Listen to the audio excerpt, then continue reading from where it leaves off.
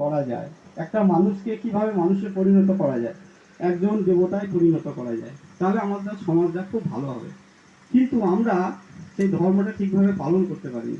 আমি আমার উপলব্ধি দিয়ে দেখেছি যে ঠাকুর যজন যাজন ইষ্টবৃত্তি সস্তয়নী সদাচার এই যে কথাগুলো তিনি বলেছেন, সত্যি কথা, সেগুলো যদি পালন করা যায় আমাদের জীবনটা খুব সুন্দর হয়ে উঠবে। আমি ছোট্ট একটা কথা বলি, একটা গল্প বলবো, যে এক ভিখারি ভিক্ষা করতেন এবং তিনি সে কষ্টের মধ্যে ছিলেন। তা ভাবছে ঠাকুর আমার এই জীবনে কবে পরিবর্তন হবে। একদিন ঠাকুরের কৃপায় সে পরশ পাথর পায় এবং সে ধনী হয়ে যায়। পরবর্তীকালে সে এত ধনী হলো, এত টাকা পয়সা হলো, একদিন ভাবলো আমি তো পুরনো ভিখারি ছিলাম, আজকে একবার দেখি ভিক্ষা করতে কেমন লাগে। সে আবার পুরনো, মানে গল্পটা অনেক আমি ছোট করে বলছি, উনি 7 মিনিট টাইম দিয়েছি, তার মধ্যে বলতে হবে। তা উনি সেই ড্রেস পরে আবার ভিক্ষা করতে গেলেন। কিন্তু এখন যখন ভিক্ষা করতে গেলেন বড়লোক হয়ে যাওয়ার পরে, তখন তিনি দেখছেন যে কোনো মানুষ যদি ভিক্ষা দিচ্ছে তাতেও আনন্দ, না দিলে তাতেও আনন্দ। এ আবার কি রকম এদিক হলো। আগে ভিখারি ছিল, ভাবতো যে সারাদিন পর আমি কি খাবো, কিভাবে আমার সংসার চলবে, খুব কষ্টের মধ্যে ছিল। কিন্তু এখন বড়লোক হয়ে গেছে, এবার বাড়ি গ্রামে গ্রামে যাচ্ছে, যেখানে যাচ্ছে কেউ দিচ্ছে না দিচ্ছে তাও কোনো অসুবিধা নেই।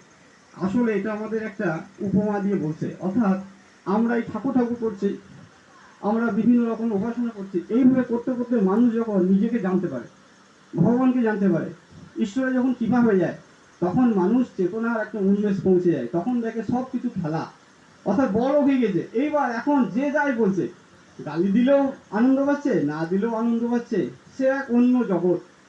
এইরকম একটা মনের ভাব একমাত্র যারা উচ্চ স্তরের ভক্ত তারাই বুঝতে পারে, তাছাড়া আমাদের ঠাকুরকে বুঝতে পারে না। অনেকে ভয় করে, ওরে বাবা ওদের ঠাকুরের কাছে যাবি, যদি ধরে দীক্ষা দিয়ে দেয়, ওদের আবার ঠাকুরের টাকা নেই, অনেক কিছু। আমার বাবাও এরকম বলতো, আমার মাও বলতো। আমি প্রথম দীক্ষা নিই, তারপর আমার বাবা মা চ্যালেঞ্জ করেছিল ঠাকুরকে, যাক ঠাকুর আমার জিতে যায় এবং আমি সেখানে জয়লাভ করি। সেখানে বাবা মা পরে গিয়ে বোলপুরে গিয়ে দীক্ষা নিয়ে এলো, নিজে থেকে গিয়ে বললো না রে বাবা তোর ঠাকুরের জোর আছে, বলতে হবে। তা আমি এইটুকুই বলবো যে আমরা যদি জীবনটাকে সুন্দর করে গড়ে তুলতে হয়, মা বাবা ভাই বোন নিয়ে তো আমাদের সংসার, এই সংসারে চলতে গেলে আমরা ভালোভাবে চলতে পারি না।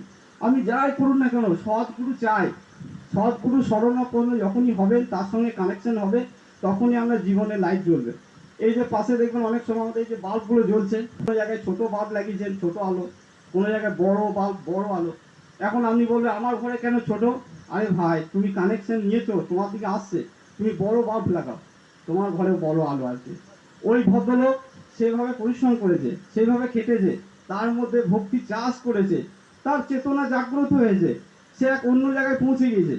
তুমি এরকম করলে হবে না। কারণ পৃথিবীতে কেউ যদি ভাবে যে সব সময় সব কিছু অনায়াসে হয়ে যাবে, আমি কিছু পরিশ্রম করবো না, হবে না। কারণ এখানে আমাদের কর্ম করতেই হবে, কর্ম যদি না করেন তাহলে আমাদের সাফল্য আসবে না। আর এই কর্ম করার আগে ধর্মটা জানুন, কিভাবে মায়ের সঙ্গে ব্যবহার করতে হয়, বাবার সঙ্গে ব্যবহার করতে হয়। সত্যি কথা বলতে আমি এটা জানতাম না, ঠাকুরের যখন দীক্ষা নিলাম তখনই জানতে পারলাম। ঠাকুরই বললেন মাকে আগে ভালোবাসে। আমি একজন ঋত্বিক দাদার মুখে শুনেছিলাম যে একজন সস্তিনী নেওয়ার পর মায়ের হাতে রান্না করে খাবার নাকি খেতে চাইছে না, তখন ঠাকুর নাকি বেশি ছিলেন। তা বলে এই খাচ্ছি না কেন, বলো খাবো কি, আমার মা তো আমিষ খায়।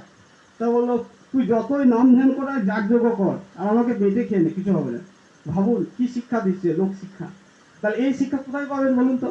আমি সারা জীবন বই পড়ে কিচ্ছু হবে না, আমরা ইতিহাস পড়ি, ভূগোল পড়ি, ইংরেজি পড়ি, এইগুলো পড়ে হয়তো আমাদের জীবন চলনার জন্য কিছু পয়সা করি দরকার হয়, কোনো একটা চাকরির দরকার হয়, যেখানে যাবেন। ছেলে চাকরি পেয়ে গেল, বাবা উৎসাহ করে বলছে আমার ছেলে এমটেক করেছে, ইঞ্জিনিয়ার, ওই দেখো ওইখানে ব্যাঙ্গালোরে কাজ করে। পরে দেখা গেল যে ছেলের মধ্যে মনুষ্যত্ব জাগ্রত হয়নি, ছেলে এমটেক করে ওখানে বসে আছে, বাবা এদিকে জল পায় না, ঠিকভাবে ছেলের খবর নিচ্ছে না। এখন গিয়ে বলছে, একজনকে বলছে দেখো তো ভাই আমার হাতটা কি অবস্থা, রাহুর দোষ চলছে নাকি। তা বললো রাহুর তো দোষ চলবে, আপনি ছোট থেকে ছেলেকে শিক্ষা দেননি, পায়ে প্রণাম করা, ঠাকুরের সৎসঙ্গে যাওয়া, মাঝে মাঝে ঠাকুর বাড়িতে যাওয়া, এইগুলো আমাদের মধ্যেই আছে। আর এটা আছে বলে আমরা বেঁচে আছি। এই যে মাঝে মাঝে যে কারেন্ট চলে যায়, কারেন্টের প্রবলেম হয়ে যায়, মিস্ত্রি রাখতে হয়, দিয়ে বললো ঠিক করে দাও ভাই আমার লাইটটা জ্বলছে না, খুব অসুবিধা হচ্ছে, ফ্যান চলছে না, এসি চলছে না। যেই চলে এলো আহ কি আরাম। অর্থাৎ আমরা যখন ঠাকুরের সঙ্গে কানেকশন হয়ে যাবো, এই সৎসঙ্গে এটা হচ্ছে কানেকশন। এই সৎসঙ্গে যখনই আসবেন একবার ঝাড়াই হয়ে যাবে, এখানে অনেক মানুষ আসবে দেখবেন, কথা বলবে, গান হবে, শুনবেন। এখানে একটা পরিবেশ অন্যরকম হয়েছে, এর মধ্যে দুঃখ ঢুকতেই পারবে না। আমি যতক্ষণ গান করছে, এই যে কাকুটা গান করলো, গানটা শোনার পর অটোমেটিক যার যেরকম ভাব সে সেরকমই লাভ করছে। কেউ কাঁদছে, কেউ মনে বলছে দারুণ দারুণ।